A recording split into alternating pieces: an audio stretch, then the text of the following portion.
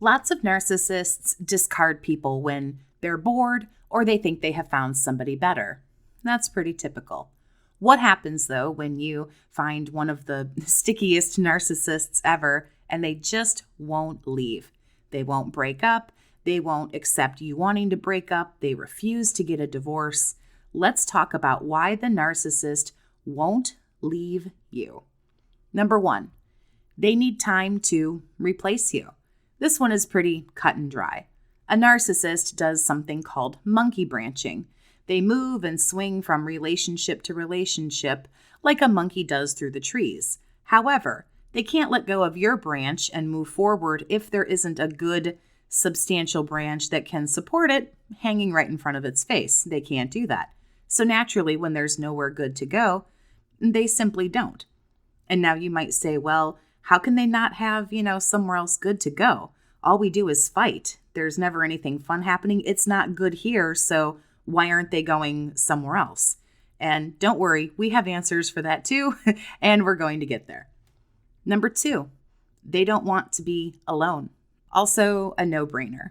A narcissist has huge issues with being alone.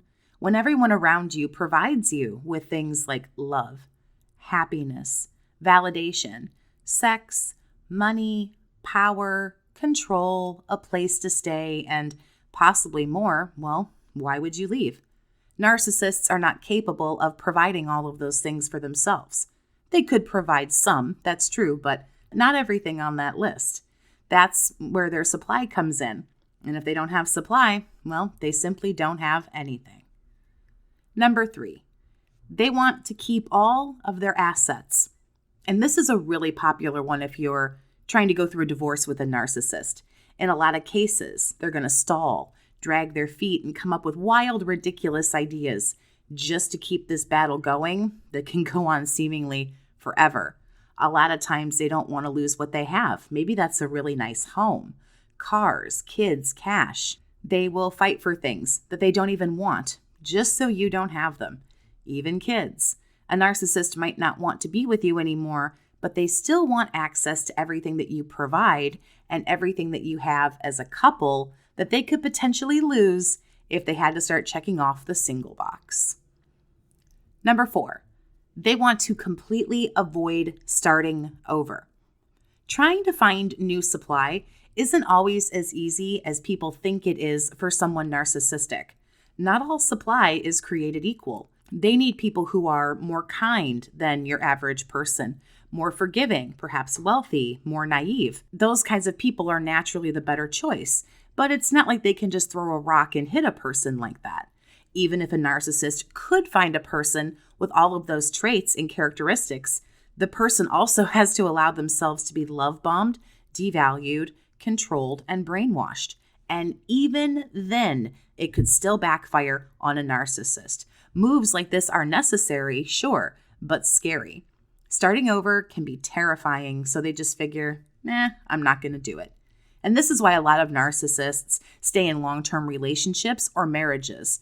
They simply just have secondary supply sources. They can't risk losing that primary source, that marriage, that long-term relationship. They don't want to give up everything they have there. So they just simply don't.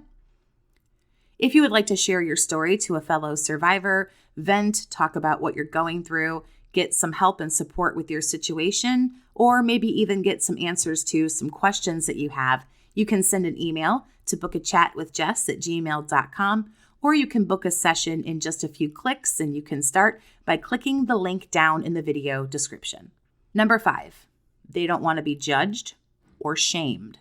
Leaving a relationship, especially if it's a bitter, nasty breakup or divorce, can bring shame to a narcissist.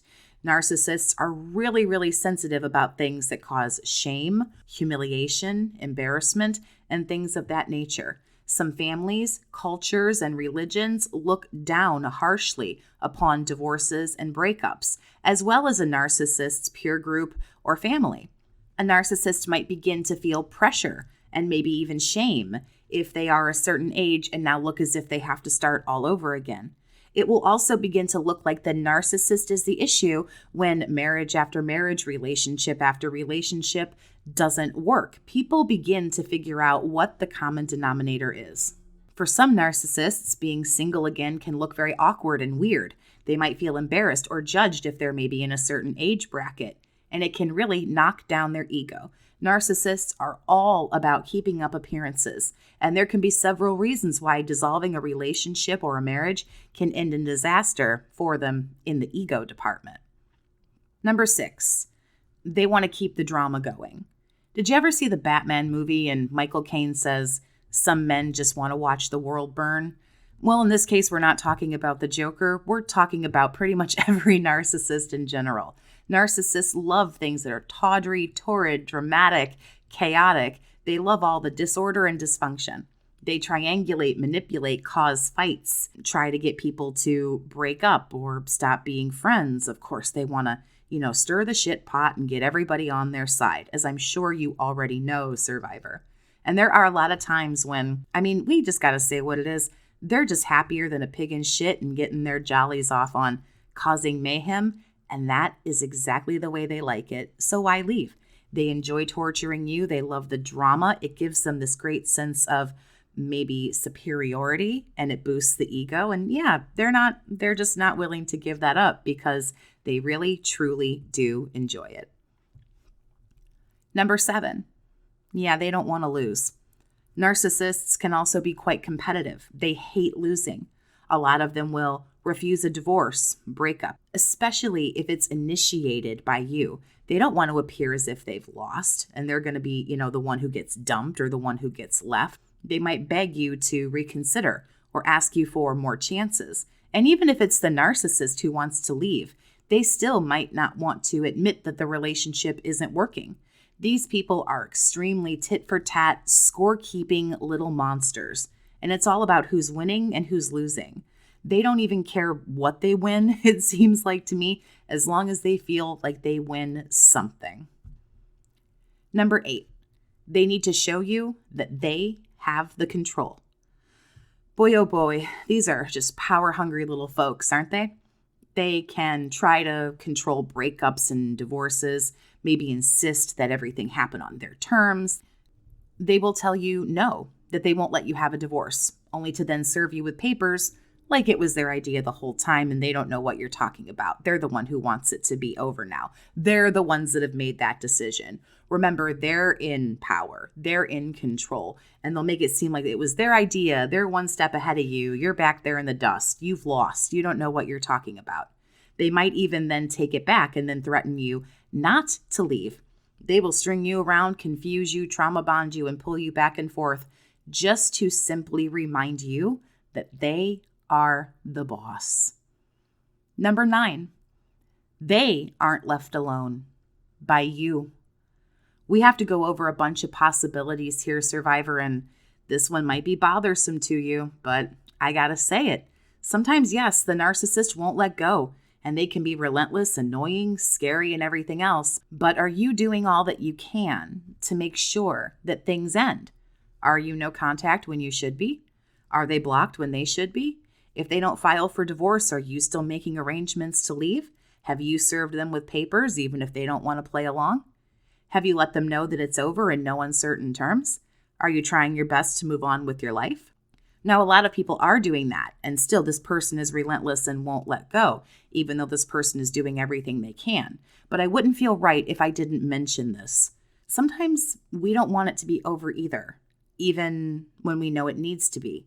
And survivor, that's okay. It's okay if we have those feelings, but we do have to be honest with ourselves here. Yes, this person might still be hanging on, but are you hanging on?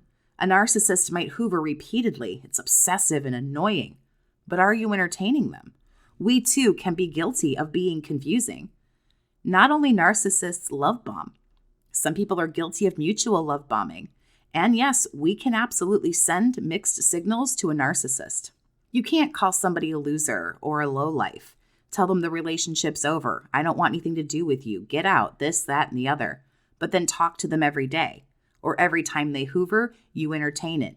All that does is honestly make you look kind of silly. But more than that, It confuses the narcissist.